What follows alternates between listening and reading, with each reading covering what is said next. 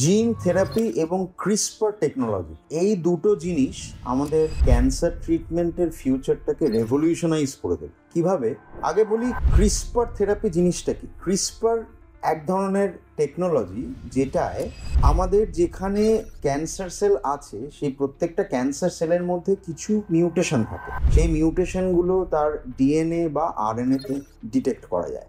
এখন অবধি অনেকটাই ডিটেক্ট করা গেছে, ফিউচারে আরও ইমপ্রুভ টেকনোলজি হলে আরও বেটার ডিটেক্ট করা যাবে। তো কি করা হয় যে ধরুন আজকে কোনো একটা ব্যাকটেরিয়াল ভেক্টর বা ভাইরাল ভেক্টর, তার মধ্যে কিছু ঠিকঠাক জিন, মানে আমার ক্যান্সার সেলের মধ্যে যেই জায়গাটা গন্ডগোল, সেই জায়গাটার যেই কারেক্টিভ জেনোমিক সিকোয়েন্স সেটা আমি যদি শরীরের মধ্যে ঢুকিয়ে দিতে পারি এবং সেটা যদি ক্যান্সার সেল যেখানে আছে সেখানে গিয়ে তার ইন্টারনাল যে জেনেটিক স্ট্রাকচারটা সেটাকে চেঞ্জ করে দিতে পারে, সেইটাই হচ্ছে এই ক্রিসপার টেকনোলজির বেসিক মেকানিজম। এটা এখনো অনেকটাই অ্যাডভান্সমেন্ট বাকি আছে, এটা এখন রুটিন ইউজে করা সম্ভব নয়, এটা ল্যাবরেটরি ফেজে এখন আছে। তবে এটা যদি আসে, এটা কিন্তু ক্যান্সার ট্রিটমেন্টে একটা বিশাল বড় লিপ হবে, কারণ প্রত্যেকটা ক্যান্সারেরই একটা আন্ডারলাইং জেনেটিক বা এপিজেনেটিক ডিফেক্ট আছে। মানে আয়দার জিনের মধ্যে প্রবলেমটা বা জিন মানে ক্রোমোজোম যে ফোল্ডিং করা হয় সেই ফোল্ডিংয়ের